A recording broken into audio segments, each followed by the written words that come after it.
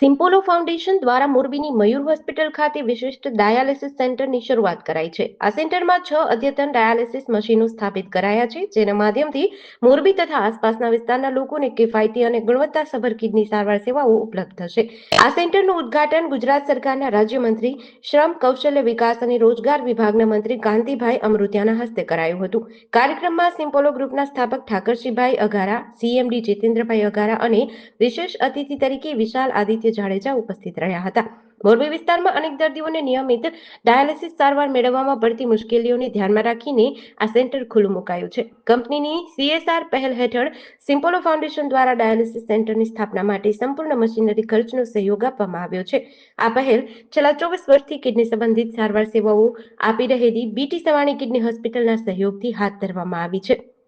હું સિમ્પોલા ગ્રુપના વડીલ અમારા ઠાકરસિંહ બાપાના પરિવારનો આભાર માનું. જયંતિભાઈ જે આવ્યા રાજકોટથી એમનો આભાર માનું. મોરબી સ્ટેટનો પણ એક પ્રજાના પ્રતિનિધિ તરીકે આભાર માનું કે જે હમાકાંઠે જરૂરિયાત હતી. હમાકાંઠે લગભગ 5 લાખ મયુરો કામ કરે. વાંકાનેર તાલુકો, માળિયા તાલુકો, મોરબી તાલુકાના ગામ એને સારી સુવિધા જે ડાયાલિસિસની મળે. ડાયાલિસિસ સુવિધાઓ આપે છે, બધી જગ્યાએ આપે છે, પણ જે અહીંનું વાતાવરણ છે આ હોસ્પિટલનું એ ક્લીન છે, સારું છે. અત્યારે 6 મશીન મૂક્યા છે.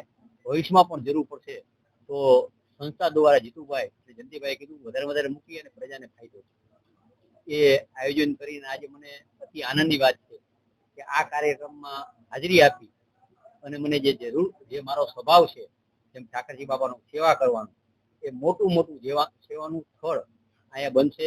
જીતુભાઈએ એક ઓફર કરી જયંતિભાઈને કે જે બીટી સવાણી પહેલાં તો thank you very much Kantibhai Amrutiya માનનીય મંત્રી શ્રી જે આવીને સમારોહને જે અમારો સમારંભ છે એને જે કર્યું છે એને બધે થેન્ક યુ બીટી સવાણી જયંતિભાઈને હું થેન્ક યુ કહીશ કે જે અમને ઓપોર્ચ્યુનિટી આપી કે અમે અહીંયા ડોનેટ કરીએ જે ડાયાલિસિસ મશીન. પણ ઉદ્દેશ એ જ છે અમારો કે જે કાંતિભાઈએ વાત કરેલી કે મોરબીમાં જો વર્લ્ડમાં સેકન્ડ લાર્જેસ્ટ ક્લસ્ટર છે સિરામિક્સનું એ મોરબીમાં છે. મોરબીમાં 800 ફેક્ટરી છે, મોર દેન 800 ફેક્ટરી છે. 800 ફેક્ટરીમાં મોર દેન 5 લાખ એમ્પ્લોય કામ કરે છે. એમના ફેમિલી એમને પોતાને જે કિડની રિલેટેડ પ્રોબ્લેમ હોય તો એ ડાયાલિસિસ કરવા માટે રાજકોટ જવું પડતું હતું. એને બદલે એને મોરબીમાં ખાસ કરી અમારો ક્લસ્ટર છે, ક્લસ્ટરમાં આ જે હોસ્પિટલ છે તો એકદમ નજીક પડે. વીકમાં 1-2 વખત આવવું પડતું હોય છે એ લોકો ડાયાલિસિસ માટે.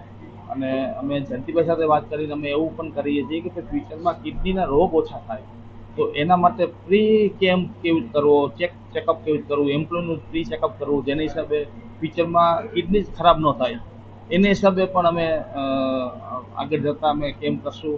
ઇન્ડસ્ટ્રીમાં એમ્પ્લોયને ચેકઅપ કરશું અને અહીંયા જેને કિડની ખરાબ થવાની ચાલુ થઈ હોય તો એને કેવી રીતે વધારે ડેમેજ ન થાય અટકાવી એના ઉપર અમે ફ્યુચરમાં કામ કરશું.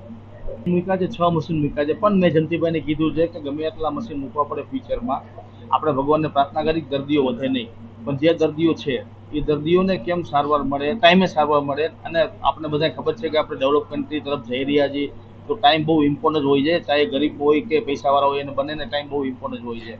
તો ગરીબ માણસો રોજીરોટી કમાતા અહીંયા ડાયાલિસિસ માટે આવવું પડતું હોય તો એને નજીક આવીને 2-3 કલાકમાં એ ડાયાલિસિસ કરી જતા રહીએ તો એને વર્કિંગ પણ કરી શકે અને ફેમિલીને નજીક પડે તો એનો કોસ્ટ પણ બચી શકે, આવવા જવાનો કોસ્ટ બચી શકે.